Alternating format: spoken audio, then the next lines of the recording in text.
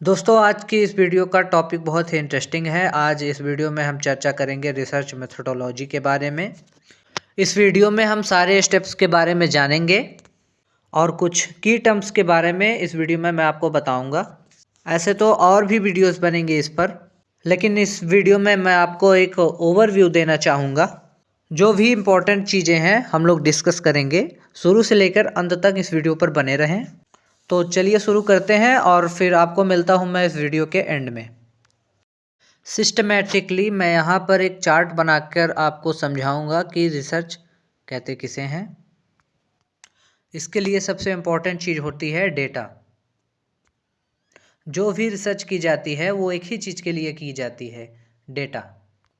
और डेटा का मतलब क्या होता है? डेटा का मतलब होता है fact and statics collected by research, यानी रिसर्च के दौरान कलेक्ट की जाने वाली जानकारी या इन्फॉर्मेशन। अब ये डेटा दो टाइप्स के होते हैं, प्राइमरी और सेकेंडरी। प्राइमरी डेटा का मतलब होता है फर्स्ट हैंड इन्फॉर्मेशन, जो हम खुद कलेक्ट करते हैं। फॉर एग्ज़ाम्पल, जैसे हम नई एक्टिवा लेने जाते हैं तो हमने फर्स्ट हैंड ख़रीदी है इसे। इसी तरीके से डेटा भी कलेक्ट किया जाता है फर्स्ट हैंड इन्फॉर्मेशन के द्वारा, यानी हम पब्लिक में जाकर जो भी जानकारी इकट्ठा कर रहे हैं तो उसे कहते हैं फर्स्ट हैंड इन्फॉर्मेशन। जबकि सेकेंडरी डेटा क्या होता है, इसे हम कहते हैं सेकेंड हैंड इन्फॉर्मेशन, यानी एक्टिवा पुरानी हो गई तो दूसरे हाथों बिक गई। जो पहले से रिसर्च की जा चुकी है उसी में से अपना डेटा कलेक्ट करना, तो इसे कहते हैं सेकेंड हैंड इन्फॉर्मेशन। कहाँ से उठाते हैं? न्यूज़पेपर्स, आर्टिकल्स, मैगज़ीन से, इंटरव्यू से। तो हम खुद की मेहनत नहीं कर रहे हैं, हम कहीं से डेटा कलेक्ट कर रहे हैं अपने लिए। अब एक टर्म का यूज किया जाता है जिसे हम रिस्पोंडेंट कहते हैं। तो अब ये रिस्पोंडेंट क्या है? तो रिस्पोंडेंट्स का मतलब ये होता है कि जिनसे डेटा कलेक्ट किया जाए, यानी कि हम पब्लिक में जाकर जिससे भी जानकारी ले रहे हैं तो उसे हम रिस्पोंडेंट कह सकते हैं। फिर एक और टर्म आती है जिसे हम कहते हैं एनालिसिस। एनालिसिस में कंपैरिजन किया जाता है। तो इसमें तीन चीज़ें होती हैं। पहली चीज़ ये होती है कि ऑलरेडी नोन इन्फॉर्मेशन में हमारी स्टडी उनको सपोर्ट कर रही है। दूसरी चीज़ क्या होती है? अपोज कर रही है। और तीसरी चीज़ क्या होती है कि न्यू इंसाइट में नई चीज़ों को ऐड कर रही है। तो यहाँ रिसर्च की जाती है स्टेप बाय स्टेप। तो हम यहाँ पर जानेंगे डिफरेंट स्टेप्स इन रिसर्च। तो यहाँ पर आपको 9 स्टेप्स मिलेंगे रिसर्च के लिए। और तो इसमें सबसे पहला स्टेप जो होता है इसे हम कहते हैं प्रॉब्लम आइडेंटिफिकेशन, यानी ये जानना कि क्या प्रॉब्लम चल रही है जिस पे हमको रिसर्च करनी है। दूसरा स्टेप है कि प्रॉब्लम से रिलेटेड जितना भी लिटरेचर है उसे हमें रिव्यू करना। यहाँ पर हमें देखना होता है कि प्रॉब्लम से जुड़े जितने भी लिटरेचर हैं उसमें हमें पढ़ना क्या होता है। जैसे रिसर्च रिपोर्ट्स पहले रिसर्च की जा चुकी है उसके बारे में हमको पढ़ना होता है। यहाँ पर हम आर्टिकल्स पढ़ सकते हैं, टेक्स्ट बुक्स पढ़ सकते हैं, न्यूज़पेपर पढ़ सकते हैं। यहाँ पर तीसरा स्टेप आता है प्रॉब्लम फॉर्मुलेशन का। इसका मतलब ये है कि आप सवाल तैयार कर रहे हैं प्रॉब्लम को लेकर। ये एक ऐसा टॉपिक है जिस पे हम रिसर्च कर सकते हैं। इस पे हमें रिसर्च करने की ज़रूरत भी है, इस पे काफ़ी डेटा अवेलेबल भी है। और इस प्रॉब्लम को लेकर जब मैंने लिटरेचर पढ़ा तो अपनी रीज़निंग के बेसिस पे मैं यहाँ पर आपके लिए बता रहा हूँ कि इस स्टडी का ऑब्जेक्टिव क्या है। दोस्तों, इसके लिए आपको जिस भी बुक को आप पढ़ रहे हो या फिर जहाँ से पढ़ रहे हो तो वहाँ पर आपको एक कमाल का डेटा मिलता है उस चीज़ का, उस बुक का पेज नंबर मेंशन करके रखो। इसको हम ऑप्लियोग्राफी बोलते हैं। यहाँ पर सिर्फ मेंशन करना ही काफ़ी नहीं है, आपको पेज नंबर भी नोट करके रखना होगा, बिब्लियोग्राफी बनाकर तैयार करनी होगी। और इसी जगह पर आपको प्रॉब्लम की ज्योग्राफी यानी कि आप जहाँ पर रिसर्च कर रहे हैं इसके बारे में भी लिखना होगा। यहाँ पर यह भी देखना होगा कि कौन से टाइम पे रिसर्च को किया जा रहा है, प्रेजेंट की जा रही है, पास्ट की या फिर फ्यूचर की, ये भी देखना होता है। और उस जगह के लोगों के डेमोग्राफिक एस्पेक्ट्स क्या हैं ये भी देखना होता है, एज क्या है, जेंडर क्या है, स्टेट ऑफ लिटरेसी क्या है, इसके बारे में जानकारी लेनी होती है। तो यहाँ पर हम देखेंगे चौथी चीज़ जो कि है डिसाइडिंग द मेथोलॉजी। यहाँ पर आपको ये डिसाइड करना होगा कि आपकी जो रिसर्च है वो क्वालिटेटिव और क्वांटिटेटिव है या नहीं, और ये भी देखना होता है कि आपने टॉपिक क्या चूज किया है, वो कैसा टॉपिक है। फिर राइटिंग अ रिसर्च प्रपोजल के बारे में आपको तैयार करना होता है। अब इससे पहले वाली सारी 4 प्रोसेस कंप्लीट करने के बाद आपको ये इस पर ध्यान देना होता है। यहाँ पर आपको बाकी की जो ऊपर की 4 चीज़ें हैं उसके लिए आपको एक लिख के राइटिंग रिसर्च प्रपोजल तैयार करना होता है। यहाँ पर आप पूछोगे कि रिसर्च प्रपोजल तैयार करने की ज़रूरत क्या है, तो मैं बता दूँ आपको। तो यहाँ पर ये सपोर्ट के लिए की जाता है ताकि आपको गवर्नमेंट सपोर्ट कर सके। रिसर्च प्रपोजल लिखने से आपको एक फॉर्मल सेंसन मिल जाता है कि आप के लिए कितना ज़रूरी है। छठवां जो स्टेप है वो है टूल्स ऑफ डेटा कलेक्शन, मतलब डेटा को कलेक्ट करने के लिए आप कौन कौन से टूल का इस्तेमाल करोगे। इसके बाद सबसे क्रूशियल स्टेप आता है कलेक्टिंग द डेटा।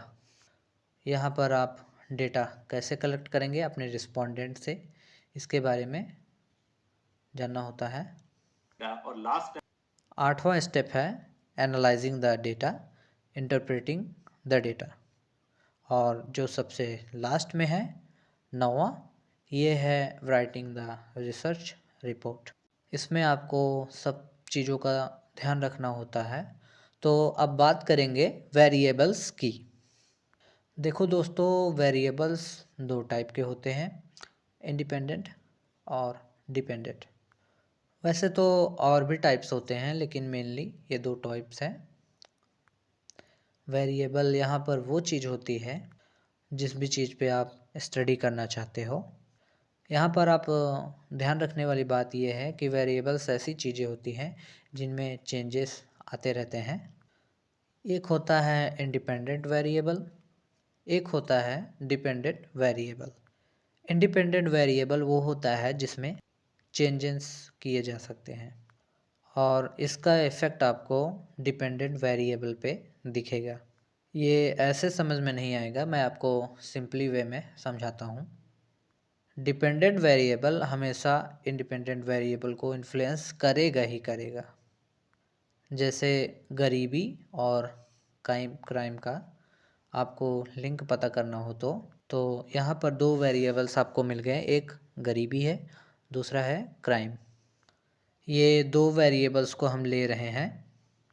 यहाँ पर गरीबी एक इंडिपेंडेंट वेरिएबल है क्योंकि इससे क्राइम बढ़ रहा है। गरीबी को कम किया जा सकता है लेकिन कि इसे हम ऐसे मान सकते हैं कि ये एक इंडिपेंडेंट वेरिएबल है, जैसे पंखे का रेगुलेटर होता है जिसे हम कम या ज़्यादा कर सकते हैं। तो यहाँ पर हम ये सीखेंगे कि वेरिएबल्स भी एक टूल की तरह काम करते हैं जिसे हम कम या ज़्यादा कर सकते हैं। तो इसे कम या ज़्यादा करके पता किया जा सकता है कि रिज़ल्ट क्या क्या आ सकते हैं। जैसे ट्रेडमिल की स्पीड से हम पता लगा सकते हैं कि हमारी कैलोरी कितनी बर्न हो रही है। तो ट्रेडमिल की स्पीड हम ज़्यादा या कम करके देखेंगे कि किस स्पीड पे कैलोरी ज़्यादा बर्न हो रही है, क्योंकि ऐसा भी हो सकता है कि ज़्यादा तेज़ दौड़ने से हमारी कैलोरी कम बर्न हो और धीरे धीरे दौड़ने से हमारी कैलोरी ज़्यादा बर्न हो। या फिर तो यहाँ पर हम इसकी स्पीड कम या ज़्यादा करके देखते हैं कि बंदा किस स्पीड पे रुक जा रहा है, कब वो थक रहा है। और क्या होगा कि इसकी कैलोरी ज़्यादा बर्न हो। तो दोस्तों, वेरिएबल्स जब आप पढ़ते हो तो इसके अंदर आपको एक चीज़ का ध्यान रखना है कि इस दुनिया में सारी चीज़ें हर एक चीज़ से कनेक्टेड है, जिसमें अगर आपको एक चीज़ पे असर देखना है तो दूसरी चीज़ को आपको कंट्रोल करना होगा। तो इसलिए हमें समझना होगा कि नेचर जो है बहुत कॉम्प्लेक्स है, एक चीज़ दूसरी चीज़ पे असर डाल रही है। अब बात करेंगे सैम्पलिंग की। सैम्पलिंग भी रिसर्च में एक इम्पॉर्टेंट पार्ट प्ले करती है। अगर आप रिसर्च मेथडोलॉजी पढ़ रहे हो तो आपको यहाँ पर पता होना चाहिए, क्योंकि यहाँ पर आप कोई स्पेसिफिक पर्सन के लिए रिसर्च नहीं कर रहे हो, आप रिसर्च कर रहे हो कि सारी दुनिया को इससे फ़ायदा हो। तो यहाँ पर आप देखेंगे कि इसके लिए आपको सबसे डेटा कलेक्ट करने की ज़रूरत नहीं है। सबसे अगर डेटा कलेक्ट करने निकलोगे तो बूढ़े हो जाओगे, मर जाओगे, लेकिन सबसे डेटा कलेक्ट नहीं होगा। ऐसे में आप सैम्पलिंग का सहारा ले सकते हो। तो यहाँ पर देखेंगे सैम्पलिंग होता क्या है। ये एक टूल की तरह काम करता है। कुछ लोगों को आप यहाँ पर सेलेक्ट करते हो, उनसे मिले रिजल्ट को जनरलाइज करते हो। जैसे किसी बड़े से स्कूल में आप चले गए, वहाँ पर रैंडमली आपने कुछ बच्चों को सेलेक्ट किया, उनका सैंपल बनाया, उनसे कुछ सवाल पूछे और उन सवाल से मिले रिजल्ट को आपने अप्लाई कर दिया कि हाँ, ये बच्चे अगर ऐसा सोचते हैं तो बाकी बच्चे भी ऐसा ही सोचते होंगे। अब ये सैम्पलिंग भी दो टाइप की होती है। एक तो होती है रैंडम सैम्पलिंग, मतलब रैंडमली आप बच्चों को या फिर लोगों को सेलेक्ट कर रहे हो। और दूसरी होती है नॉन प्रोबेबिलिटी सैम्पलिंग, मतलब आप अपनी नॉलेज के बेसिस पर एक्सपीरियंस करके डेटा कलेक्ट कर रहे हो या फिर अपनी रिसर्च में लोगों को शामिल कर रहे हो। अब दोस्तों, सैम्पलिंग के दौरान आपको एक चीज़ का ध्यान रखना बहुत ही ज़रूरी है कि आपने गलत सैम्पलिंग तो नहीं कर ली, जिससे आपका रिज़ल्ट गलत आ सकता है, जिसको सैम्पलिंग एरर कहा जाता है। सैम्पलिंग एरर क्या होता है? ये तब होता है जब आप अपने सैंपल का साइज़ बहुत छोटा रखा है। अगर आपने रिसर्च कुछ ही 10 लोगों से की है तो आपको एक्यूरेट रिज़ल्ट कहाँ से आएगा, एक्यूरेट डेटा आपको कहाँ से मिलेगा। लेकिन हाँ, अगर आपने 10,000 लोगों से जाके रिसर्च की है तो 1,00,000 लोगों से पूछ रहे हो, करोड़ों लोगों से पूछ रहे हो, जैसे कि आप करोड़ों लोगों के लिए रिसर्च कर रहे हो और पूछ सिर्फ आप 10 लोगों से रहे हो, तो आपका रिज़ल्ट एकदम एक्यूरेट नहीं आएगा। यहाँ पर 10 लोगों में आपको कुछ नहीं पता चलेगा। तो यहाँ पर इसको ही सैम्पलिंग एरर कहते हैं। ये सारे टर्म्स हैं जिससे आपके क्वेश्चंस यहाँ पर बनते हैं, तो यहाँ पर इसका ध्यान रखना बहुत ही ज़रूरी है। अब इस पर हम और भी वीडियो बनाएंगे इस टॉपिक पर। तो आप सभी को ये वीडियो कैसा लगा, अपना फीडबैक ज़रूर दीजिएगा। और ये मेरा किसी टॉपिक पर पहला वीडियो था, तो मैंने जो भी बनाया है आप कमेंट्स में बताइए। अगर आपको अच्छा लगा है तो वीडियो को लाइक करें, चैनल को सब्सक्राइब करें और ये वीडियो शेयर करें। धन्यवाद।